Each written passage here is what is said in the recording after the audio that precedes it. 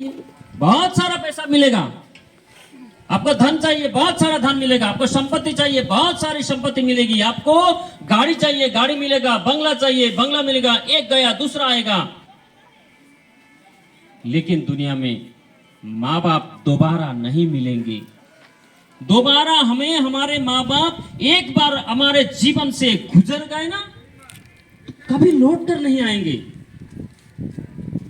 इसलिए ये समय मत गवाओ। यह समय ऐसा है, अपने माँ बाप की सेवा करो। छोड़ दो भगवान कहाँ है क्या है, ये सब छोड़ दो। दुनिया में अपने माँ बाप अगर खुश हो गए तो दुनिया समझो सफल हो गई, हमारा जीवन सफल हो गया। क्योंकि ये माँ बाप अगर कल चले गए ना, नहीं मिलेंगे। तुम रो चिल्लाओ कुछ भी करो, माँ बाप दूसरे नहीं मिलेंगे। ये समय नहीं आएगा। इसलिए समय रहते ही उनकी सेवा करो। क्या पता कौन सी रात आखिरी हो जाए, क्या पता कौन सी रात आखिरी हो जाए। जब समय है, समय में ही उनकी सेवा करना सीखो। उन्होंने हमारे लिए बहुत कष्ट किया है, हमने क्या किया उनके लिए। जीवने यावदा दानम सत प्रदानम ततोधिकम। जितना हमको मिला है, जितना हमको मिला है उससे ज्यादा देने का प्रयास करो। माँ बाप का ऋण जो है ना, मैंने एक कहानी बताता हूं। एक माँ जो है बूढ़ी हो गई थी, उसका बेटा बड़ा हो गया, बहुत पैसे वाला बन गया। पैसे वाला बनने के बाद सारे सुख सुविधाएं, पैसा धन सब कुछ दे दिया। देने के बाद बेटा बोला, माँ तुम्हारा ऋण तो चुकता हो गया ना, तुम्हारा ऋण चुकता हो गया। अभी कितना दिन है, पैसा तो दिया है, घर दिया है, बंगला दिया है, गाड़ी दिया है, सब कुछ दिया है, क्या चाहिए तुमको। माँ बोले कि बेटा तू मेरा ऋण कभी चुकता कर ही नहीं सकता। क्यों नहीं कर सकता, मैं करूंगा, बोलो क्या करना है। ठीक है, एक हफ्ते तुम मेरे साथ बैठो, मेरे साथ खाना पीना, मेरे साथ सोना, एक हफ्ते के लिए बस। तो बेटे ने कहा ठीक है, एक हफ्ता आपके साथ बैठने से ऋण चुकता हो जाता है, मैं बैठ जाता। एक हफ्ते क्या, एक महीने बैठ जाऊंगा। तो बेटा आया और माँ को बोला, बोलो क्या करना है। ठीक है, खाना वाना खाया, सब काम किया। माँ जो करती थी रोज ऐसा किया। फिर रात को अपने बिस्तर में बेटे को सुलाया। सुलाने के बाद रात जब हो गई, ठंडी का मौसम था। अभी का ठंड मौसम सोच लीजिए, ठंड का मौसम था। माँ ने क्या किया, रात को 12 बजे उठ के एक गिलास पानी बेटे के बिस्तर में डाल दिया। बेटा गुस्सा हो गया, क्या हुआ, पानी क्यों डाल रही हो। बेटा सोचा चलो ठीक है, थोड़ा आसान कर लिया। फिर 1-1.5 घंटे 2 घंटे बाद फिर से ठंडा पानी डाल दिया बिस्तर में। बेटा गुस्सा हो गया। उस दिन का रात बीत गया। दूसरे दिन बेटा बड़बड़ा रहा था, मां सुन नहीं रही थी, वो मुस्कुरा रही थी। फिर दूसरे दिन भी ऐसा ही किया। रात को उठकर मां ने बेटे के बिस्तर में पानी डाल दिया। तो दूसरे दिन तो बेटा गुस्सा हो गया, क्या है तुम। अपने बेटे ने मां को कहा, तुम बच्चे का सुख नहीं दे सकती, रात को चैन से सोने नहीं देती मुझे, पानी डालती हो बिस्तर में आकर, क्या है तुम्हें, अपने अच्छा लगता है क्या मैं भी सूखे में सो जाऊं, क्यों पानी डाल रही हो। बेटा गुस्सा हो गया माँ के ऊपर। तो माँ मुस्कुराते हुए बोली, बेटा जब तू छोटा बच्चा था ना, रात को 2-3 बार रात को बिस्तर में सुसु करता था, तुझे सूखे में सुलाती थी, मैं गीले में सोती थी, तब तो मैंने गुस्सा नहीं किया, तब तो मैंने तुम्हारे ऊपर नहीं चिल्लाया, तब तो मैंने तुमको कुछ नहीं कहा। और तुम 2 दिन में ही परेशान हो गए और तुम माँ की ऋण को परिशोध करेगा। तुम क्या अपने माँ का ऋण परिशोध करेगा, अपने बाप का ऋण परिशोध करेगा, कभी नहीं कर पाएगा। तो बेटा माँ के चरणों में गिर के बोला, माँ सच में माँ बाप का ऋण जो है कभी परिशोध नहीं कर सकते। बहुत उपकार है हमारे ऊपर, बहुत गुण है हमारे ऊपर उनका। अभी आप लोग के हाथ में लेफ्ट हैंड में जो चावल है, चावल और थोड़ा फूल, चंदन, अक्षत, सिंदूर जो है वो लेफ्ट हैंड में रखिए और राइट हैंड से ऐसे पूजा करते जाइए माता पिताजी के चरणों में। बेटियां हमारे किसी के नियम में बेटियां माँ के पैर में पूजा नहीं करते, वो हाथ में भी कर सकते हैं अथवा साइड में भी कर सकते हैं। जो पैर छूते हैं वो पैर में पूजा करें। मेरे साथ बोलिए, ओम गणपतये नमः। थोड़ा सा चावल अच्छा उनके पैर में डाल दीजिए। ओम गौरी नमः। ओम पद्मायै नमः, ओम सत्यै नमः, ओम मेधायै नमः, ओम सावित्र्यै नमः, ओम विजयायै नमः, ओम जयायै नमः, ओम देवसेनायै नमः, ओम स्वधायै नमः, ओम स्वाहायै नमः, ओम मातृभ्यो नमः, ओम लोकमातृभ्यो नमः, ओम धृत्यै नमः, ओम पुष्ट्यै नमः, ओम तुष्ट्यै नमः, ओम आत्मना कुलदेवतायै नमः। 16 मातृयों का हम स्मरण कर रहे हैं, जो कि सब, रोक दीजिए, हमारे माँ बाप के चरणों में ही सब कुछ है, दूर जाने की जरूरत नहीं है। अब आपके माँ बाप के चरणों में ही सब कुछ है, तो आपको दूसरे जगह भटकने की जरूरत नहीं है।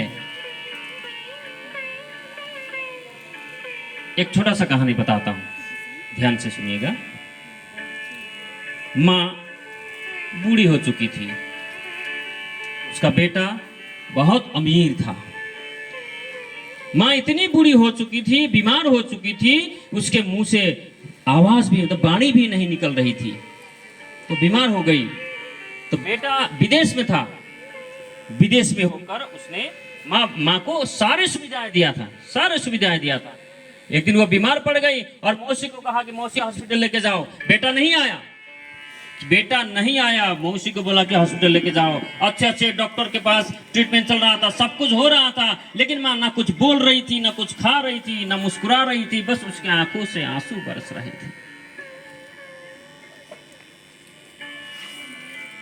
तो बेटा परेशान हो गया, माँ खाली बेटे को बुला रही थी, खाली बेटे को बुला रही थी। एक दिन बेटा आया उसके पास, आने के बाद उसको बोला, क्या है माँ, तुम खा क्यों नहीं रही हो, तुम पी क्यों नहीं रही हो, तुम बोल क्यों नहीं रही हो, बोलो क्या चाहिए, सब कुछ तो दिया है, अच्छे अच्छे डॉक्टर लगाए हैं, पैसा दिया है तुमको, सब कुछ दिया है, क्या चाहिए, खाना खाओ।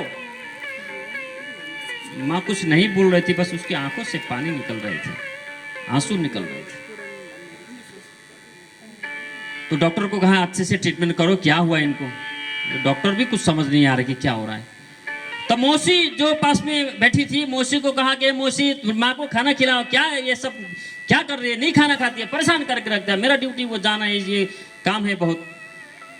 तो मौसी बोली, रोते हुए बोली कि बेटा, माँ को पैसा धन दौलत अच्छे डॉक्टर कुछ नहीं चाहिए, बस तुम्हारे मुंह से मीठी बाणी और एक निवाला अपने हाथ से खिला दो, उठकर खड़ी हो जाएगी। तो माँ बाप को आपका पैसा नहीं चाहिए, आपने आप जितना कमाओ, करोड़ों कमाओ, लाखों कमाओ, बहुत कुछ कमाओ, लेकिन माँ बाप तुमसे पैसे नहीं मांगेंगे, बस तुम्हारा प्यार चाहिए, तुम्हारा साथ चाहिए। उनको मत छोड़ो, अपने माँ बाप, जिनके माँ बाप नहीं है उनको जाके पूछो क्या होता है माँ बाप, जिनके माँ बाप नहीं है उनको जाके पूछो कि क्या होते हैं माँ बाप, जिनके माँ बाप बिछड़ गए उनको पूछो क्या होते हैं माँ बाप, जिनके पिताजी नहीं है उनको पूछो क्या होते हैं पिताजी, पिताजी का महत्व क्या होता है। भले ही बूढ़े हो, भले ही लाचार हो, भले ही कुछ भी हो, लेकिन पिताजी जब तक जिंदा है तब तक घर की छत मजबूत है। जिस दिन पिताजी चले जाएंगे उस छत का भार तुम्हारे कंधे पर आएगा, तुम्हारे सिर पर आएगा।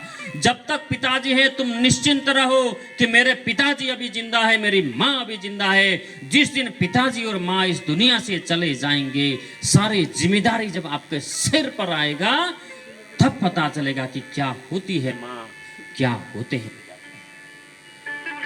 तो समय रहते ही उनका सम्मान करना सीखो, समय रहते ही उनका मान करो, उनका अपमान नहीं।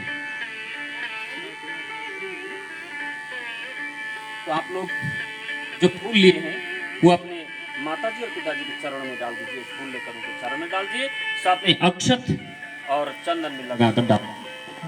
आस्थाम तावदियं प्रसूति समय दुर्वार शूलभ्यथा नैरुच्यं तनुशोषणं मलमय शय्या दशांबत्सरे एकस्यापि न गर्भ भारभरण क्लेशस्य साक्षमो दातुं निष्कृति मुन्नतोऽपि तनयस्तस्य जनन्यै नमः।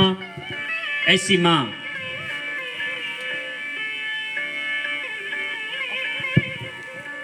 ऐसी माँ कैसी माँ, माँ माँ के ऐसा माँ माँ माँ माँ माँ माँ पिताजी माँ बाप ये करते रहते हैं, लेकिन क्यों क्यों करना चाहिए? अपने माँ को क्यों स्मरण करना चाहिए? ये श्लोक में अच्छी तरह लिखा है। हम लोग सोचते हैं कि कभी कभी संस्कृत का श्लोक पढ़ते हैं ना, तो बोलते हैं ये धर्म की बात बोल रहा है, ये भगवान के चरण में जाना है, धर्म की बात बोल रहा है, ये सब बोलते हैं, लेकिन वो बात नहीं है। श्लोक में क्या हुआ है उसके अर्थ को समझना है।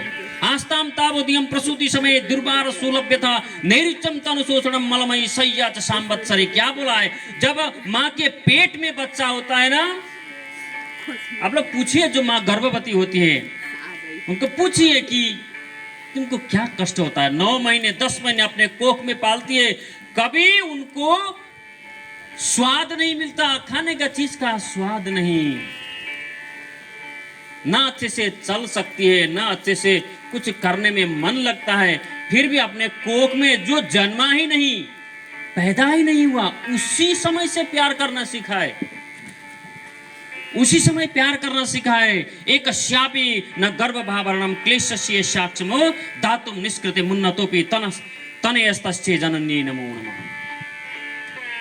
जब पैदा किया, संसार में सबसे बड़ा कष्ट होता है संतान को प्रसव, जो जन्म देना, संसार में उससे बड़ा कष्ट दुनिया में होता ही नहीं एक माँ के लिए।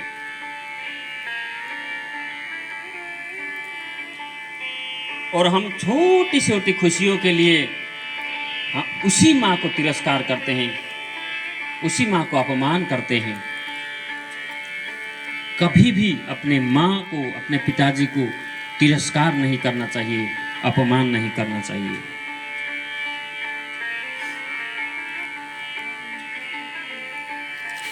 अभी आप लोग के जो चंदन है, चंदन अपने पिताजी के चरणों में लगा दीजिए। आप लोगों ने देखा होगा श्रवण कुमार को, आप लोगों ने अपने नाम सुना होगा। चंदन येलो कलर का जो होता है, चंदन लगा दीजिए, पिताजी माँ के चरणों में लगा दीजिए चंदन,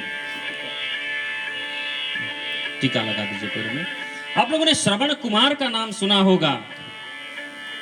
उनके माँ बाप थे पर अंधे थे, आंखों से दिखाई नहीं देता था। तो तीर्थ यात्रा, तीर्थ भ्रमण करना था, अभी गाड़ी घोड़ा तो नहीं था और वो असमर्थ भी थे, अपने अंधे माँ बाप को लेकर कहाँ जाएंगे। तो उन्होंने क्या किया, 2 पासी बनाए, भार बनाया, जैसे हम खेतों में ले जाते हैं ना सामान, या बाजार कोई सामान बेचने ले जाते हैं, ऐसे 2 पासी 2 तरफ बनाए, एक तरफ माँ को एक तरफ बाप को रखा और सारा संसार की परिक्रमा कर लिया। हमको तो पासी में लेके आजकल चलने की जरूरत नहीं है, लेकिन थोड़ा सा समय अपने माँ बाप के लिए निकालिए, थोड़ा सा समय उनकी सेवा करिए। मेरे साथ बोलिए, पवित्रम चरितम यस्या पवित्रम जीवनम यथा पवित्रता स्वरूपिणी तस्यै देव्यै नमो नमः। एक बार माँ बाप के पैर छू लीजिए। अक्षताम समर्पयामि, अक्षत जो चावल है, चावल थोड़ा चढ़ा दीजिए। पुष्पम समर्पयामि, एक फूल रख दीजिए। और आपके सामने जो धूप है, अगरबत्ती, धूप एक बार घुमा दीजिए कि, और ये ध्यान करिए कि आप लोग सोचिए कि मैंने आप लोगों को पूजन किया है, मैंने आप लोगों को स्मरण किया है। मैं आप लोगों के लिए कुछ नहीं कर सकता, लेकिन जितना मेरी क्षमता है, जितनी मेरी बुद्धि है, बुद्धि के हिसाब से मैं आप लोगों को स्मरण कर रहा हूं, कृपया इसको स्वीकार करिए। दीपम दर्शयामि, जो दीप है, जो दिया है, दिया उनको एक बार थाली से ऐसे घुमा दीजिए, थाली को साथ लेकर ऐसे घुमा दीजिए। शिवम भवति कल्याणम आरोग्यम धन संपदा सर्वशत्रु विनाशाय दीप ज्योति नमस्तुते।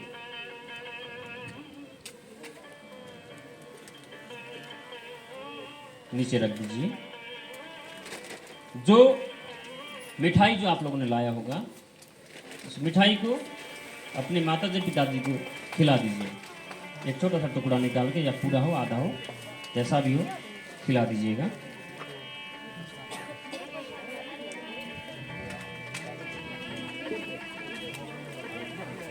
उठ के हो बैठ के हो जैसे भी हो खिला दीजिए, थोड़ा सा खिलाने से हो गया, या पूरा खा सकते हैं तो और भी अच्छा है।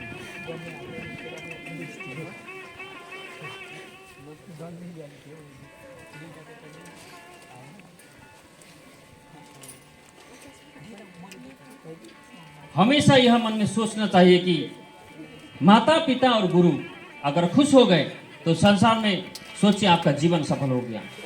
लेकिन कभी कभी क्या होता है, माँ बाप का भी कुछ धर्म होता है, माँ बाप का भी कुछ कर्तव्य होता है अपने बेटे के परवरिश के लिए। आजकल क्या हो गया, आजकल बहुत सारे जमाने में मोबाइल ने मोबाइल खराब कर दिया है। सुबह आते ही विजय साहब भी बोल रहे थे मोबाइल सर वीडियो सीडियो देखता रहता हूँ, लेकिन क्या हुआ कि कभी कभी आजकल में मोबाइल देखना ही बंद कर दिया। बोले क्यों? जब मैं मोबाइल देखने बैठ जाता हूँ ना, मेरा बेटा आ जाती है, मेरी बेटी आ जाती है और मैं भी देखता हूँ। तो मत देखो। हम अगर देखते हैं तो हमारे बच्चे ऑब्वियसली बोलेंगे कि मुझे भी देखना है। तो माँ बाप को भी थोड़ा देखना है कि जो काम हम कर रहे हैं उससे क्या असर जा रहा है अपने बच्चे पर। छोटे छोटे बच्चे होते हैं ना आजकल, क्लास 1-2 में पढ़ने वाले बच्चे, हम लोग मोबाइल लेके बैठ जाते हैं, तुम पढ़ो, स्कूल में क्या होमवर्क दिया है पढ़ो। तो वो कहाँ से पढ़ेगा?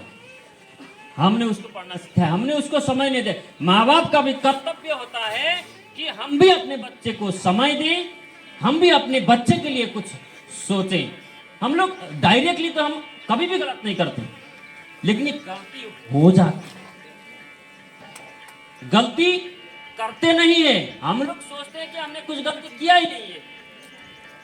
हम लोग तो बार बार बोलते हैं उसको पढ़ो पढ़ो पढ़ो, पढ़ने के लिए बोलते हैं, सारा सुविधा दिया है, टेबल दिया है, बिस्तर दिया है, लाइट लगा दिया है, ट्यूशन दिया है, जाओ ट्यूशन पढ़ो पढ़ो पढ़ो। और हम क्या करते हैं, उसके सामने बैठकर मोबाइल में यूट्यूब में वीडियो देखते रहते। कहाँ से पढ़ेगा बच्चा, कहाँ से संस्कारी होगा? तो उनको अच्छा बनाने के लिए हमको भी थोड़ा अच्छा करना चाहिए। तो अभी आप लोग तो बच्चे हैं, अभी प्रॉब्लम नहीं है, लेकिन अभी क्या है, समय जो है बहुत धोखा देता है हमको समय। अभी आप लोग क्लास 10 में है, अभी 2-4 दिन में 10 का एग्जाम देंगे, पास होंगे, higher secondary college degree level जाएंगे, साइंस पढ़ेंगे, आर्ट्स पढ़ेंगे, कॉमर्स पढ़ेंगे, कुछ भी पढ़ेंगे, डॉक्टर बनेंगे, इंजीनियर बनेंगे, सब कुछ बनेंगे। हम लोग भी एक दिन माँ बाप बनेंगे। तो हम लोग को भी सोचना चाहिए कि मेरे माँ बाप ने मुझे जिस प्रकार से जो संस्कार दिया है, हम भी हमारे बच्चे को वो संस्कार देंगे। प्रतिज्ञा करना है, प्रण करना है। हमको भी कुछ करना है।